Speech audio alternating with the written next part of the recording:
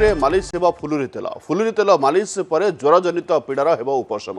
महाप्रभु श्री जगन्नाथ श्रीअंगरू ज्वरजनित पीड़ा उपशम करने सुगंधित तेल मालिश करा जाए। फुलुरी तेल संपूर्ण आयुर्वेदिक पद्धति अत्यंत शुद्धपूत भाव में प्रस्तुत करा जाय थाए।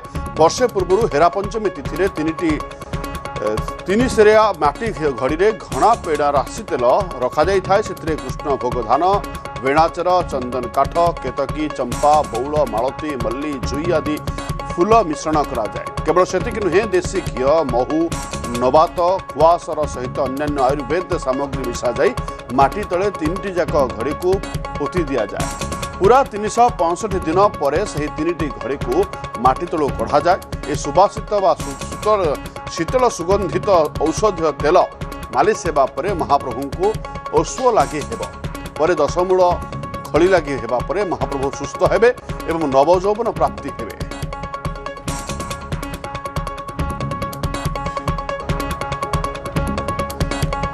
अणसर घरे रही श्रीजीव एवं स्नान पूर्णिमा अत्यधिक स्नान पर ज्वर में पीड़ित श्रीजीव श्री जगन्नाथ बलभद्र देवी सुभद्रा एवं सुदर्शन तेबे औषध लागू हेब एवं फुलुरी लागू हेब। अधिक सूचना पाई अक्षय कुमार मिश्र रही फोनलाइन सहयोगी। अक्षय, आज फुलुरी लागू हेब एवं केते सब निर्घंट होईछि नीति निर्घंट होईछि?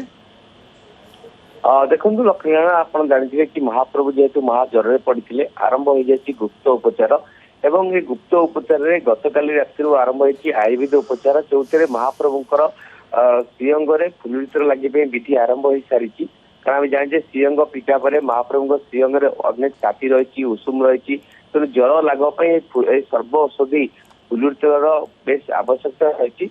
बरौड़िया मठ पक्षर काली मध्याह्न धूप पर फुलुरी तेल को श्रीमंदिर को विजय कराइला गारदे रखाइला एवं 600 राशि तेल को रत्न भाव में प्रस्तुत कराई। महाप्रभु श्रीअंगे मध्यरात्रि तेल को मालिश कर दैतापति सेवायत मैंने। आज जेहेतु रही अणवसर सप्तम दिवस षष्ठी तिथि तेणु विधि रही पंचमी अणसर फुलुरी तेल विजय षष्ठी तेल मालिश कर। तेणु आज हूँ तेल मालिश विशेष पर्व। कारण दैत्यपति सेवक मैंने एक वस्त्र परिधान कर अणसर ताटी गृह में फुलुरी तेल को लगिक महाप्रभु श्रीअंग लगे और श्रीअंगे लगिला महाप्रभु से जो देह उताप थी से उताप धीरे धीरे कमिबार आरंभ हम और यहाँ महाप्रभुर जमी रही कि आसंता काली 3 दिन धरी ओष लगी हम तापर नवमी पर दशमूल विजय हम दशमी दशमूल लगी हम तापर खली लगी हम घणा लगी हम यही भाव में महाप्रभुंर जो सप्ताह मोर लगी कर महाप्रभु नवजौवन हम।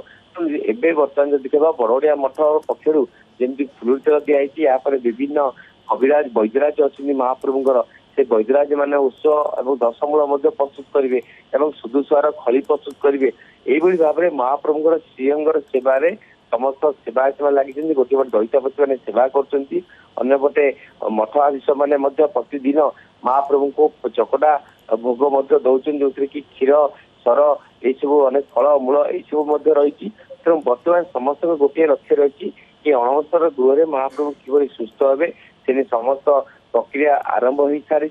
कारण महाप्रभु सुस्थ हेले ही समाज मंगल हम समस्त मंगल हम समस्त आशा रही। कारण महाप्रभु को दर्शन न पाई भक्त मैंने व्याकुल होती।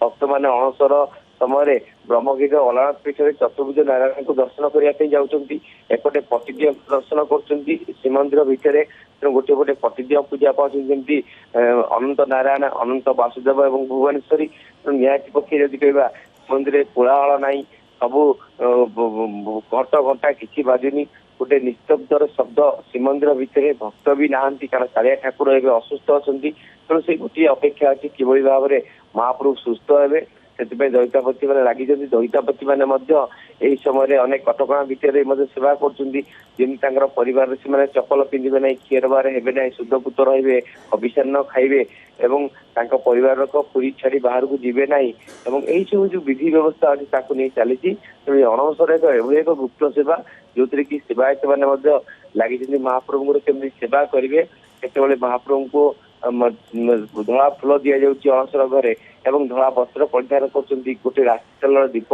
ଜଳୁଛି ସେ ଦୀପ ଆଲୁଅରେ ସେମାନେ ଯେହେତୁ ତାଙ୍କର ସେବା ମହାପ୍ରଭୁ କରୁଛନ୍ତି। ଜ୍ୱରରେ ପୀଡ଼ିତ ରହିଛନ୍ତି ଏବଂ ଉପଚାର ଚାଲିଛି ମଣସର ଘରେ ଦଇତାପତି ମାନେ ତାଙ୍କର ସେବା ଶୁଶ୍ରୂଷା କରୁଛନ୍ତି ତେଣୁ ବର୍ତ୍ତମାନ ଆଜି ଫୁଲୁରିତରେ ଲାଗି ହେବା ପରେ ଧୀରେ ଧୀରେ ଓଷୁଅ ପରେ ସୁସ୍ଥ ହେବେ ମହାପ୍ରଭୁ। ଧନ୍ୟବାଦ ଅକ୍ଷୟ ଅଧିକ ସୂଚନା ପାଏ।